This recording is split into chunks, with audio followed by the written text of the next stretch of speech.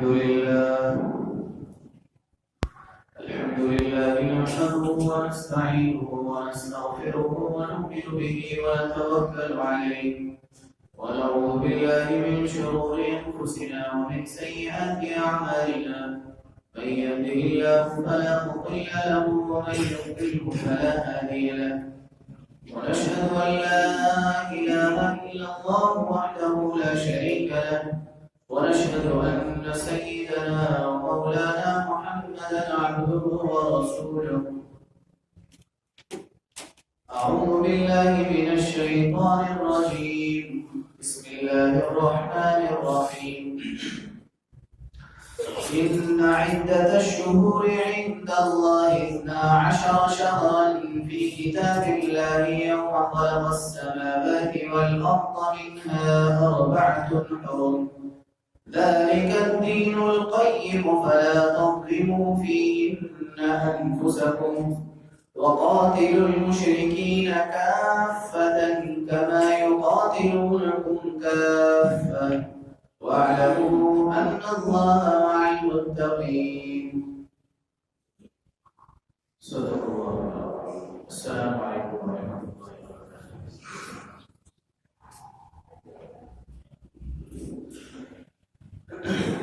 میرے محترم دوستوں، بزرگوں، بھائیوں، اللہ جل شانہ نے دنیا کے نظام کو دن اور رات سے چلایا ہے۔ دن انسان کے معاش کے لیے بنایا ہے، اس کے ذریعے سے اپنی دنیاوی ضروریات پوری کرتا ہے۔ رات آرام کے لیے بنائی ہے کہ دن کی تھکاوٹ کے بعد رات کو آرام کرے اور پھر اگلے دن کے لیے دین اور دنیا کی محنت کے لیے تیار ہو جائے۔ اب در حقیقت دن اور رات کے نظام کی تبدیلی اللہ جل شانہ نے وہ سورج اور چاند کے معیار کو متعین کرنے پر رکھی ہے۔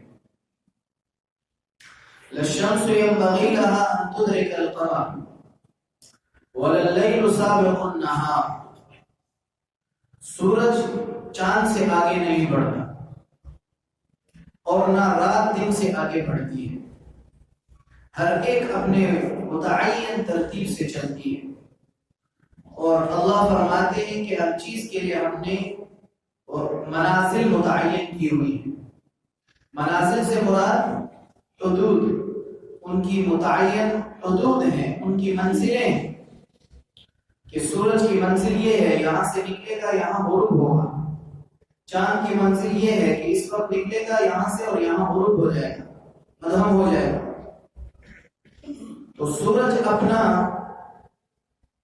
پورا جو منزل طے کرتا ہے وہ 360 یا 365 دن میں طے کرتا ہے، اور چاند تقریباً 28 یا 29 یا 30 دن میں طے کرتا ہے۔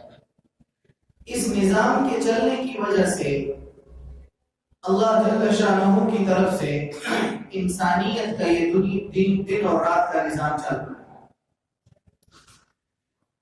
اللہ جل شانہ نے اس دن اور رات کے نظام کے ساتھ ساتھ مہینوں کا، گھنٹوں کا یہ حساب بھی متعین کیا ہے، اس وجہ سے کیونکہ انسان کے جتنے بھی شرعی احکامات ہیں، کوئی دن سے منسلک ہے، کوئی رات سے منسلک ہے، کسی وقت سے منسلک ہے۔ زکوٰۃ ادا کرنی ہے سال کے بعد، اب دن اور رات کا تعین ضروری ہے۔ حج کرنا ہے تو دن متعین ہے، روزے رکھنے ہیں تو مہینہ اور دن متعین، نماز پڑھنی ہے تو وقت متعین ہے، دن متعین ہے۔ تو ہر عبادت شرعی حکم وہ ان اوقات اور وقت اور مہینوں کے ساتھ جڑا ہوا ہے۔ لہذا اللہ جل شانہ انہوں نے ہمارے لیے 12 مہینے متعین کیے ہیں۔ قرآن میں اللہ فرماتے ہیں ان عدت الشہور عند اللہ 12 شہرا۔ اللہ کے ہاں مہینوں کی جو تعیین ہے وہ 12 مہینے ہیں۔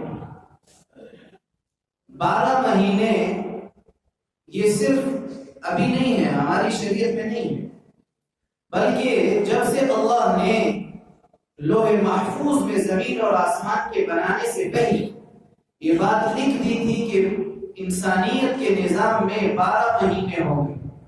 نظام تب سے چلا جب سے زمین آسمان بنی۔ پچھلے تمام انبیاء کی شریعتوں میں 12 مہینے رہے۔ اس شریعت امت محمدیہ علی نبینا صلاۃ والسلام، اس شریعت میں بھی 12 مہینے اور 4 مہینے ان 12 مہینوں میں بہت محترم ہیں، جو 3 تو اکٹھے ہیں، ذی القعدہ، ذی الحجہ اور محرم۔ ایک الگ ہے رجب۔ میرے آج کے بیان کا موضوع یہی ہے، کیونکہ کل رجب شروع ہو رہا ہے اور رجب اس میں ہماری طرف سے کئی بدعات ہوتی ہیں، کئی چیزیں اپنی طرف سے گھڑی ہوئی ہیں جس کا کوئی وجود نہیں ہے۔ انشاءاللہ اس مہینے میں اس کی جمعے میں بیان ہوتا رہے گا اور اس موضوع پر شرعی احکامات کو بیان کیا جائے گا۔ تو 4 مہینے ان میں محترم ہیں، ذی القعدہ، ذی الحجہ، محرم، رجب۔ اور یہ صرف اس شریعت میں نہیں، تمام نبیوں کی شریعتوں میں یہ 4 مہینے محترم تھے، عظمت والے تھے، ان کا احترام کیا جاتا ہے۔ اور یہ احترام ان کا امتوں نے نہیں بنایا، یہ اللہ کی طرف سے ان کو دیا گیا۔ احترام اور عظمت کا کیا معنی ہے؟ معنی یہ ہے کہ ان مہینوں میں عبادات کے ثواب بڑھ جاتے ہیں، اور ان مہینوں میں جیسے عبادات کے ثواب بڑھتے ہیں اسی طرح گناہوں کا وبال بھی بڑھ جاتا ہے۔ پھر امام ابو بکر جساس رحمۃ اللہ علیہ نے احکام القرآن میں لکھا کہ ان مہینوں کی برکت اور عظمت یہ ہے کہ جو شخص چاہتا ہے کہ میرا باقی سال بھی اچھا گزرے، اس کو چاہیے کہ ان مہینوں میں اچھے کاموں پر اپنے آپ کو ڈالے تو باقی مہینے بھی اچھے گزرے گے، اور جس نے ان مہینوں میں اپنے آپ کو بری عادتوں میں ڈالا تو باقی مہینے بھی اس کے برے گزرے گے۔ تو یہ جو 4 مہینے ہیں ان میں سے ایک ہے رجب۔ رجب کا مہینہ یہ اسلام سے پہلے بھی ہر نبی کی شریعت میں محترم سمجھا جاتا تھا۔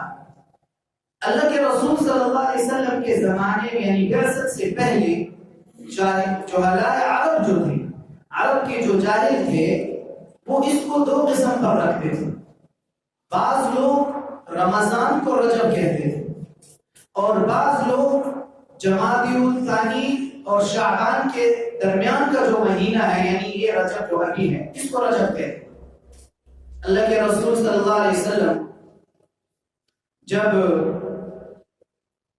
مکہ مکرمہ فتح ہوا تو سن 9 ہجری میں اللہ کے رسول صلی اللہ علیہ وسلم نے حضرت ابو بکر رضی اللہ عنہ اور حضرت علی کرم اللہ وجہ سے فرمایا، کئی اعلانات حج کے مقام پر کیے گئے، حج میں کئی اعلان کیے گئے، وہ اپنے موضوع کی بات ہے۔ ان میں سے ایک اعلان یہ تھا، جس سال انہوں نے اعلان کیا اس سال در حقیقت وہ مہینہ ذی الحجہ کا تھا، لیکن عرب جہلاء نے اس کو اپنے ساخت کے اعتبار سے ذی القعدہ بنایا ہوا تھا، اور وہ یہ کہہ رہے تھے کہ ذی القعدہ میں ہی حج ہوگا اس مرتبہ۔ یہ عرب کی ایک غلط رسم تھی کہ وہ ان مہینوں میں اپنی طرف سے تبدیلیاں کرتے تھے۔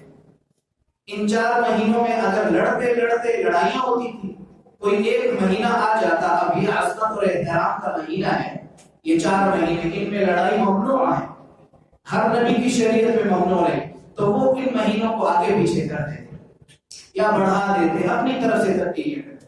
بہرحال سن 10 ہجری میں اللہ کے رسول صلی اللہ علیہ وسلم جب حجۃ الوداع کے لیے خود تشریف لے گئے تو اللہ کی شان اتفاق سے وہ مہینہ ذی الحجہ کا تھا، اور عرب جہلاء کے ہاں بھی وہ مہینہ ذی الحجہ ہی کا تھا، اللہ نے اتفاق قرار دیا۔ تو اللہ کے رسول صلی اللہ علیہ وسلم نے فرمایا، ان الزمان قد استدار على هيئته يوم خلق الله السماوات والارض۔ زمانہ آج اسی ترتیب پر آ گیا جس ترتیب پر اللہ نے اس کو پیدا کیا تھا، بنایا تھا۔ السنۃ 12 شہرا، سال 12 مہینوں کا ہوگا۔ منها 4 حرم، ان میں سے 4 محترم مہینے ہیں، ذی قعدہ، ذی الحجہ، 3 متوالیات، 3 پہلربے ہیں، ذی قعدہ، ذی الحجہ، محرم، ورجب مضر الذي بین جمادی و شعبان، اور رجب جو کہ جمادی الثانی اور شعبان کے درمیان ہے، یہ رجب، یہ 4 مہینے محترم ہیں۔ لہذا اللہ کے رسول صلی اللہ علیہ وسلم نے ان چیزوں کو بتلایا کہ یہ مہینے محترم ہیں، ان کا احترام کرنا چاہیے، اور احترام یہ ہے کہ ان میں اچھے کاموں کی عادت ڈالنی چاہیے، اعمال کی طرف بڑھنا چاہیے اور خیر کی طرف بڑھنا چاہیے۔ لہذا جو خیر میں بڑھے گا 2 فائدے حاصل کرے گا، ایک تو ثواب ڈبل ملے گا، زیادہ ملے گا، دوسرا دیگر مہینوں میں بھی اس کی خیر پر، نیکی پر جمنے کی اللہ کی طرف سے معاونت ہوگی، اور جو ان مہینوں میں شر کی طرف، برائی کی طرف جائے گا تو 2 نقصان ہوں گے، ایک تو گناہ کا وبال بھی زیادہ ہوگا، اور دوسرا دیگر مہینوں میں بھی پھر گناہ اور برائی کی طرف بھی طبیعت کا اعلان ہوگا۔ اب اللہ کے رسول صلی اللہ علیہ وسلم جب رجب کا مہینہ آتا تو دعا فرماتے، یہ سند ضعیف روایت سے ثابت ہے، لیکن دعا ثابت ہے، حدیث ضعیف ہے سند کے اعتبار سے۔ اللہم بارک لنا فی رجب و شعبان، اے اللہ رجب اور شعبان میں ہمارے لیے برکتیں عطا فرما دے، وبارک لنا فی رمضان، اور رمضان میں بھی ہمارے لیے برکتیں عطا فرما دے، دعا فرما دے۔ اب علماء نے لکھا ہے کہ رجب کی جو پہلی رات ہے، یہ رات دعاؤں کی مقبولیت کی رات ہے، پہلی رات۔ اب آج 30 جمادی الثانی ہے، کل امید ہے اللہ کی ذات سے چاند نظر آ جاتا ہے تو پہلی رجب ہے۔ اب آج کی رات اگر کل پہلی رجب ہو جاتی ہے تو آج کی رات دعاؤں کی مقبولیت کی رات ہے۔ امام شافعی رحمۃ اللہ علیہ نے فرمایا بلغنا انه كان يقول ان الدعاء مستجاب فی 5 لیال، کہ دعا 5 راتوں میں مقبول ہوتی ہے۔ لیلۃ الجمعہ، جمعے کی رات، یعنی جمعرات کا دن اور رات جمعے کی، اور لیلۃ الاضحیٰ، عید الاضحیٰ کی رات، اگلے دن عید الاضحیٰ ہے، آج کی رات، ولیلۃ الفطر، عید الفطر کی رات، اول لیل من رجب، پہلی رات جو رجب کی ہو، ولیلۃ من نصف شعبان، اور شعبان کی درمیان کی جو رات ہے، ان راتوں میں دعائیں قبول ہوتی ہیں۔ اس لیے علماء نے لکھا کہ ان راتوں میں عبادت کرنا مستحب ہے، کہ ان راتوں میں عبادت کی جائے اور اللہ سے اپنی حوائج دین و دنیا کی مانگی جائے۔ تو اب ان راتوں کے اندر، ان دنوں کے اندر اپنے آپ کو خیر کی طرف راغب کرنا، اپنے آپ کو خیر کی طرف بڑھانا، نیکی کی طرف بڑھنا، اللہ کی رضا والے اعمال میں اپنے آپ کو لگانا، اور اللہ کی ناراضگی کے اعمال سے اپنے آپ کو بچانا، یہ انسان کے لیے اگلے مہینوں میں بھی اس نیکی پر جڑنے کا ذریعہ اور معاون اور مددگار ثابت ہوگا، اور نیکی کا ثواب بھی بڑھتا رہے گا۔ کعب احبار رحمۃ اللہ علیہ فرماتے ہیں اختار اللہ البلاد، اللہ نے شہروں کو چنا، فاحب البلاد الى اللہ البلد الحرام، شہروں میں سب سے محترم اور پسندیدہ محبوب شہر اللہ کو مکہ معظمہ ہے، حرم شریف سب سے محبوب۔ واختار الزمان، زمانوں کو اللہ نے چنا، فاحب الزمان الى اللہ الاشہر الحرم، تو زمانوں میں سب سے زیادہ پسندیدہ زمانے اللہ کے ہاں یہی 4 مہینے ہیں، ذی قعدہ، ذی الحجہ، رجب، شعبان، رجب، محرم۔ اور پھر فرمایا وَأَحَبُّ الْأَشْهُرِ الْحُرُمِ إِلَى اللَّهِ تَعَالَى ذُو الْحِجَّةِ، ان 4 مہینوں میں اللہ کے ہاں سب سے پسندیدہ مہینہ وہ ذی الحجہ کا ہے، ذو الحجہ جس میں حج ہوتا ہے۔ وَأَحَبُّ ذِي الْحِجَّةِ إِلَى اللَّهِ الْعَشْرُ الْأَوَّلِ، ذو الحجہ میں سب سے زیادہ پسندیدہ دن شروع کے 10 دن ہیں جن میں حج اور قربانی ہوتی ہے۔ وَاخْتَارَ الْأَيَّامِ، اللہ نے دنوں کو چنا، فَأَحَبُّ الْأَيَّامِ إِلَى اللَّهِ يَوْمُ الْجُمْعَةِ، تو دنوں میں سب سے زیادہ پسندیدہ دن اللہ کے ہاں وہ جمعے کا دن ہے. وہ اختار اللیالی، راتوں کو چنا. فاحب اللیالی الی اللہ لیلۃ القدر، راتوں میں سب سے زیادہ پسندیدہ رات وہ لیلۃ القدر کی رات ہے اللہ کے ہاں. اور فرمایا واختار الساعات، گھنٹوں کو گھڑیوں کو چنا. فاحب الساعات اللیل والنہار الی اللہ تعالی، دن اور رات کی گھڑیوں میں سے اللہ کے ہاں جو سب سے پسندیدہ گھڑیاں ہیں الساعات الصلاۃ المکتوبہ، فرض نمازوں کا جو وقت ہے، ہر نماز کا وقت، یہ اللہ کو سب سے زیادہ یہ گھڑیاں محبوب ہے. واختار الکلام، باتوں کو اللہ نے چنا. فاحب الکلام الی اللہ، اللہ کے ہاں سب سے زیادہ پسندیدہ کلام کیا ہے؟ لا الہ الا اللہ، الحمدللہ، سبحان اللہ، اللہ اکبر. کعبہ احباب رحمۃ اللہ علیہ فرماتے. تو یہ جو رجب کا مہینہ ہے، اس میں ہماری طرف سے کافی غلط چیزیں جو بدعات ہیں اپنی طرف سے رائج ہیں. ان میں سے چند آپ کے سامنے ابھی مختصراً عرض کرتا ہوں، پھر ہر جمعے کو ایک ایک کی تفصیل بتا دوں گا انشاءاللہ. پہلی بات تو یہ مشہور ہے ہمارے یہاں کہ رجب میں روزے نہیں رکھنے چاہیے، شاید آپ حضرات کے علم میں ہو یا نہ ہو، لیکن یہ بات مشہور ہے کہ رجب میں روزے ممنوع ہیں. دوسری بات، اس میں رجب کے مہینے میں لوگ حضرت فاطمہ الزہرا رضی اللہ تعالی عنہا کے کنڈے کرتے ہیں. تیسرا، 27 رجب کو لیلۃ المعراج سمجھا جاتا ہے اور اس میں طرح طرح کی خرافات ہوتی ہیں. لیلۃ المعراج بھی 27 رجب سے پہلے بتلا دی جائے گی انشاءاللہ.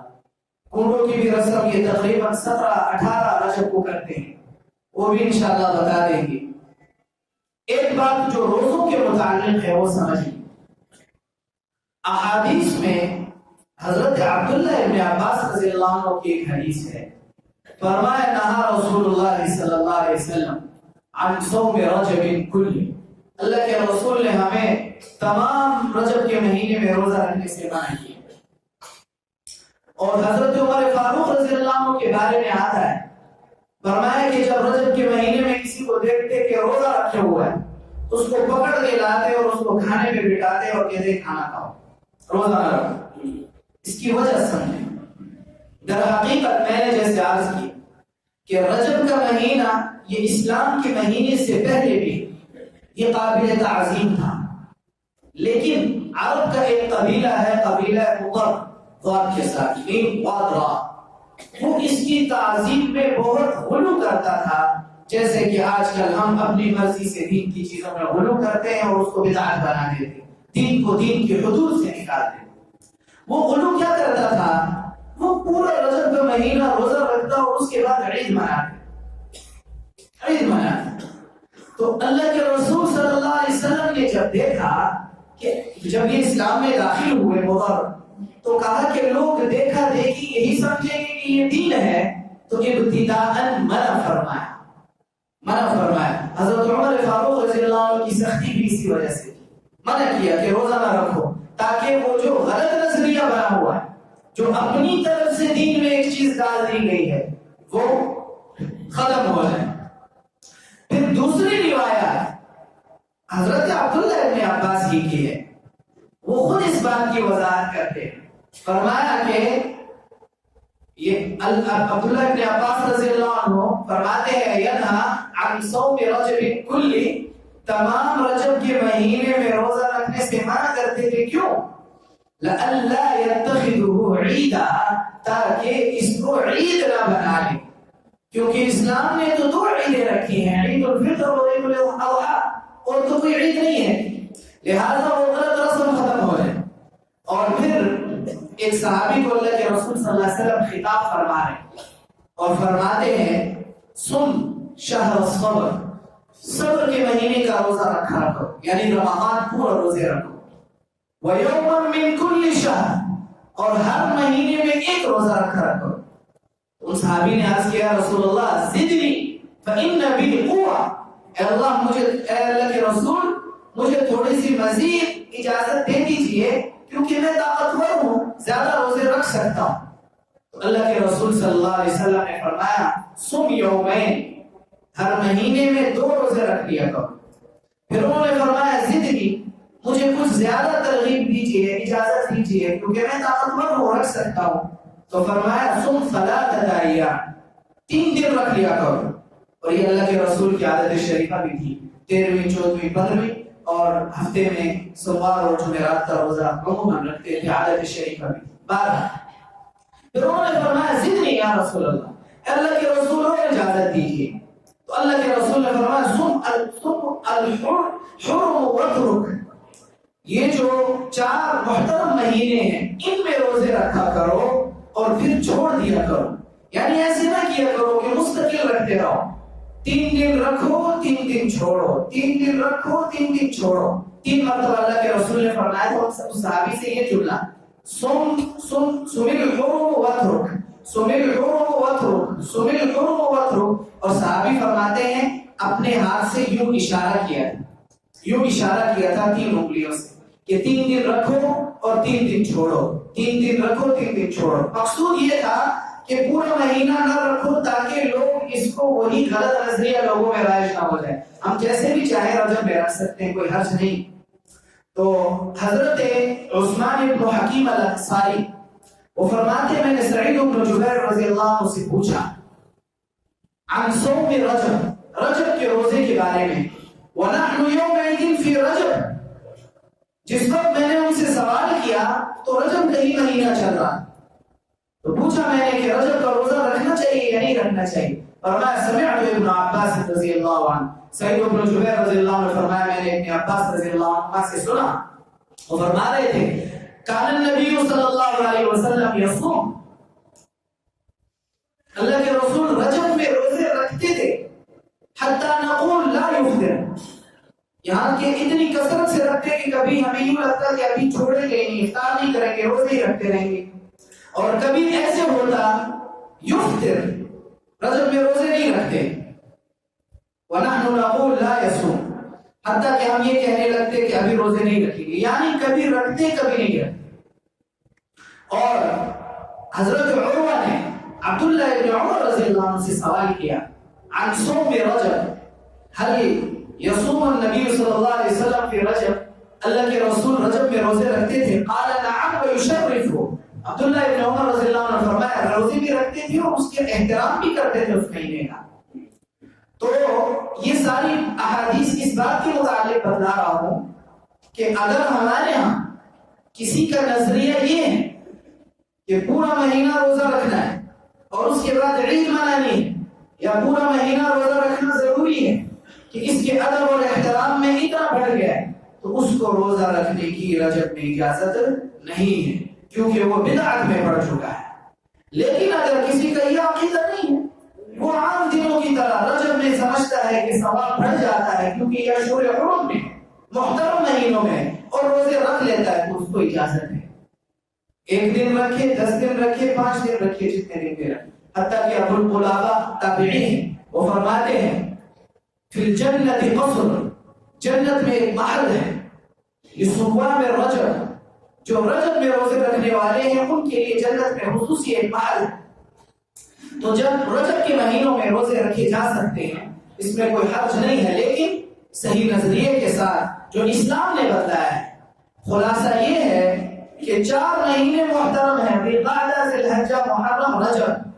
اب رجب کے مہینے میں وہی کام کیے جائیں جو کام اللہ اور اس کے رسول نے بتائے، اور ان مہینوں میں نے بتا دیا 2 باتیں خصوصی ہیں، ایک تو ثواب بڑھ جاتا ہے نیکیوں کا، اور اسی طرح گناہوں کا وبال بھی بڑھ جاتا ہے، اور نمبر 2 جو اپنے آپ کو پورے سال اچھے کاموں کی عادت ڈالنا چاہتا ہے اس کو چاہیے کہ ان مہینوں میں اپنے آپ کو اچھائی پر جما دے۔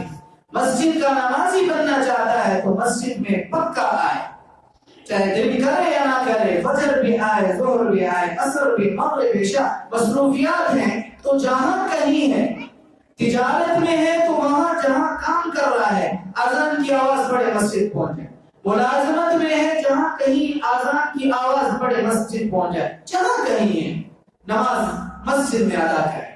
اور اسی طرح سے زبان کی حفاظت کے متعلق اپنے آپ کو زبان صحیح استعمال کرنا، زبان سے غلط الفاظ نہ نکلے۔ ہمارے اس وقت زبان اور نظر کنٹرول میں نہیں، اور یہ وہ دو چیزیں ہیں جو انسان کو جہنم تک پہنچاتی ہے۔ زبان سے ہی سارا فساد پھیلتا ہے اور نظر سے ہی سارا فساد پھیلتا ہے۔ لہذا اپنی نظر اور زبان کو کنٹرول رکھنا، قُلِ الْخَيْرَ أَوْ لِيَصْمُتْ، اچھی بات کہو یا خاموش رہو۔ خاموشی عبادت ہے، فرمایا جو زیادہ بولتا ہے اس کے دل سے ایمان کا نور نکل جاتا ہے۔ خیر کی بات کہنی ہے، ضرورت کی بات کہنی ہے، کہہ لے، ورنہ فضولیات جس کا نہ دین میں کوئی فائدہ نہ دنیا میں فائدہ، پھر اس سے بڑھ کر نعوذ باللہ اللہ حفاظت فرمائے برے الفاظ استعمال کرنا جن میں گالی گلوچ بھی شامل ہے اور دیگر چیزیں شامل ہے، وہ تو پھر گناہ کبیرہ ہے۔ اسی طرح نظر کی حفاظت، میں نے اس نظر سے کیا دیکھنا ہے، میں تو آزاد نہیں ہوں، نامحرم ہے۔ اب آج کل ہمارے پاس موبائل ہے، اب موبائل جب کھولتے ہیں تو آپ سب کے علم میں کیا کیا آتا ہے۔ موبائل کو یا تو خیر کے لیے استعمال کرے ورنہ نہ استعمال کریں، خیر کے لیے استعمال کریں اور نہ استعمال نہ کریں۔ یہ بات نہیں ہے کہ موبائل کی عام اجازت ہے، وقت نہیں ہے۔ شراب کے بارے میں اور جوئے کے بارے میں اللہ جل شانہ نے فرمایا اثمہما کثیر ومنافع للناس، ان کے گناہ بھی زیادہ ہے، نفع تھوڑا سا ہے۔ یہ موبائل بھی یوں ہے، نفع تھوڑا سا ہے، فساد بہت ہے، بڑا ہوا ہے۔ اگر تو کسی کی بہت ہی اشد ضرورت ہے، اس کے بغیر کام نہیں ہوتا، تو کام کی حد تک رکھے اس کو۔ فضول میں یوٹیوب سرچ کرنا، فضول میں فیس بک بیٹھے ہوئے ہیں فیس بک سرچ کریں، تو اس سے بہتر ہے آپ اس کو بند کر کے رکھیں اور اللہ کا ذکر کریں۔ اس سے بہتر ہے اس موبائل میں کوئی قرآن کریم ہو اور آپ تلاوت کریں۔ اس سے بہتر ہے کہ اس میں احادیث نبویہ ہو اور اس کو پڑھیں۔ اس سے بہتر ہے کہ آپ سیرت رسول صلی اللہ علیہ وسلم اس میں پڑھیں۔ جو آپ فیس بک چیک کر رہے ہیں اور اس میں کیا مل رہا ہے؟ کچھ بھی نہیں مل رہا، گناہ بلکہ سر پہ پڑ رہا ہے، نظر غلط استعمال ہو رہی ہے۔ اب یہ ہوتا ہے کہ جب نظر غلط استعمال ہوتی ہے دل کالا ہو جاتا ہے، پھر نہ مسجد پہ دل رکھتا ہے، نہ قرآن پہ دل رکھتا ہے، نہ خیر کی طرف رغبت ہوتی ہے، دل مائل شر کی طرف ہوتا ہے، شیطان کی طرف ہوتا ہے، پھر پریشان ہوتا ہے کہ میں کیوں خیر کی طرف یہاں پر۔ تو خیر کی طرف آنے کے لیے پہلے چند بند باندھنے پڑیں گے، آنکھوں کا بند، زبان کا بند، سوچ کا بند، کہ سوچوں وہ جو کہ سوچنا چاہیے۔ ایک سوچ ہے کہ انسان کو خود آ جاتی ہے، فوراً ذہن کو موڑ لے، وہ استطاعت سے باہر ہے، اللہ نے معاف رکھے۔ جان بوجھ کے غلط سوچنا یہ نقصان اور گناہ ہے۔ تو یہ ہے رجب کے مہینے کے متعلق کہ اس میں عبادات کا ثواب بڑھتا ہے۔ اب رجب شروع ہو رہا ہے، کوشش یہ کریں کہ اپنے آپ کو اطاعت میں بڑھائیں اور جتنا بھی ہو سکے بدعتوں سے اپنے آپ کو بچائیں۔ ہمارا دین بہت آسان اور صاف و شفاف ہے، کوئی پیچیدگی نہیں ہے اس میں، ہماری سمجھ میں پیچیدگی ہے، ورنہ دین صاف و شفاف ہے، کوئی پیچیدگی نہیں ہے اس میں۔ جو بات بھی ہے قرآن و حدیث سے صاف الفاظ میں ثابت ہے، اور جو ممنوع ہے وہ بھی قرآن و حدیث میں صاف الفاظ میں بتلائی۔ اس لیے جو بات یہاں سے بیان ہو اس پہ عمل کی کوشش کریں اور اس کو کوشش کریں کہ اپنی زندگی میں لایا جائے تاکہ ہماری زندگی تبدیل ہو۔ باقی دو باتیں تین جو بھی رجب کے متعلق ہے وہ اگلے جمعوں میں انشاءاللہ بیان کریں گے۔ اللہ پاک ہمیں ان باتوں پر عمل کر کے دوسروں تک پہنچانے کی توفیق عطا فرمائے۔